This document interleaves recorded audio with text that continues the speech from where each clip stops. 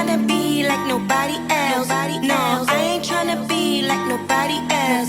No, I ain't tryna be like nobody else. Cause I'm having too much fun tryna be myself.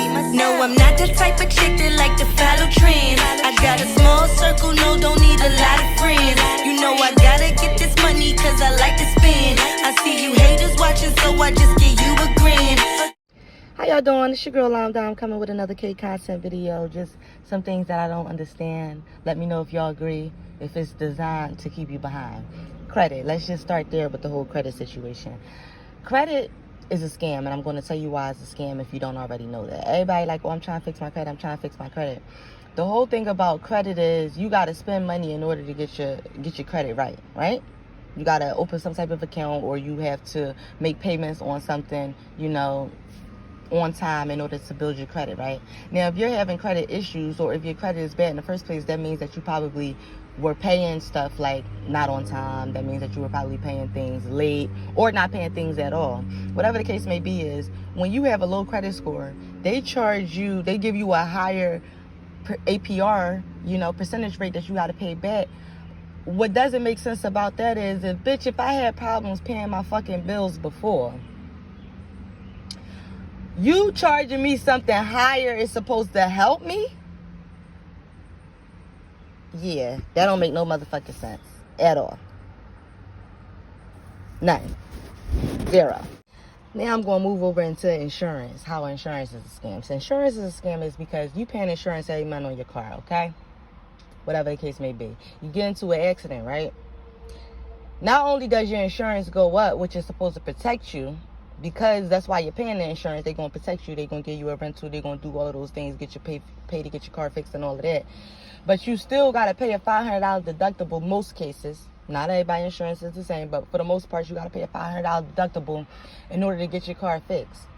My question is, $500? Bitch, what about all the money I'm paying you every fucking month? The fuck? Shit. Tired of the fucking bullshit. Bitch, you better add them payments up for the fucking month, and there go your $500 right there. How the fuck I'm paying you every month, and then I gotta pay you $500 off the rip because I got into an accident? Probably not even my damn fault. Type of shit. This motherfucking system is all fucking screwed up. Everybody want to talk about rehabilitation. Shit. Motherfuckers got something on their record of felony. They talking about something, you rehabilitated, you can come out, you gonna have a second chance. Shit. If that's really true, why they got questions on the fucking application? Have you ever had a felony? Have you ever had a misdemeanor? If they really if it's really equal opportunity, why are those questions even there? None of that shit should even matter. The fuck? They ain't trying to hire a nigga that's a felon.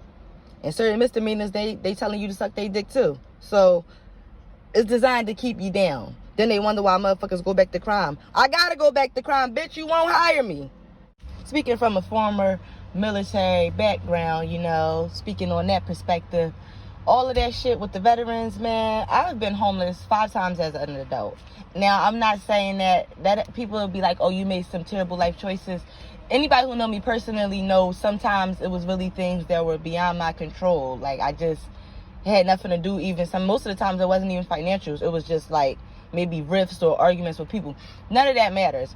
Veterans, how many homeless veterans do you see, or people with signs of homeless veterans? But they preach in those commercials like they gonna be here for you after you get out. Once a Marine, always a Marine, or whatever the mantra is for whatever branch you was in. They don't give a damn about you once you get out. They don't even care about you while you win. When you win, you ain't nothing but a damn number. They don't look at you as a fucking human. It took me a long time to realize that shit, and was wondering why I couldn't just leave base or do what I wanted. Because I was a number. I was property. They owned my ass. It took me until I got out to realize that I didn't understand. When they was talking about you couldn't call out, I'm like, you can't call out. Motherfucker, if I'm sick or something wrong, I'm not coming to work. But it ain't none of that calling out shit in the military. That shit does not exist. That doesn't exist. You can't call out of work while you're in the military.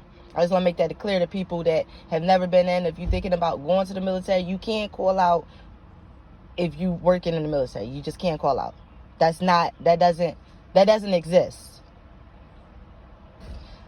My point is, once you sign your name on that dotted line, you ain't nothing but a number, and now you're property. Once you get out, you're not property anymore, so they don't give a fuck about you. It shouldn't be so many homeless veterans out here when they fought for the fucking country and they gave up their life for however many years they gave up just to get nothing in return. The system is something else.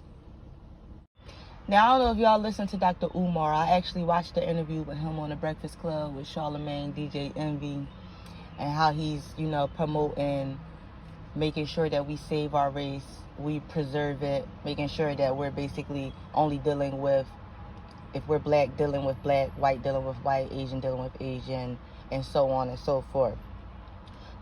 I'm not going to say that I agree with everything that he says, because I don't. A lot of the stuff that he be saying is just smoke screen. You know what I'm saying?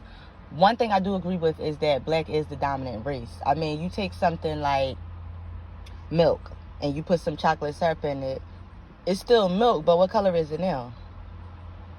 It ain't white no more. Chocolate is always going to dominate. When you making some type of dessert and you got to add brown sugar to it with the butter, what color do it turn? It don't never stay the color that it was. That brown always takes over. And now that's the color of whatever it is that you're mixing up. So the only thing I got to say is that black is definitely dominant. So I agree with him on that. But the problem is he's promoting other types of messages that are untrue. And when you have a large following like he does, you do have to be responsible and take care in the things that you put out there and the things that you say. I don't feel like he does that. He's just kind of like, to me, he's like a Don King of his genre of what it is that he does and the topics that he talks about. It's just, you like his stylography, so it makes you more apt to believe the things that he says. But you should always research anything that you're talking about or anything that you're listening to, because I do that with the Bible and I grew up with that, but that doesn't mean that I can't question. So don't ever be afraid to question. Let me know what y'all think about all of these things. Is the system designed to keep us down? What about Dr. Umar?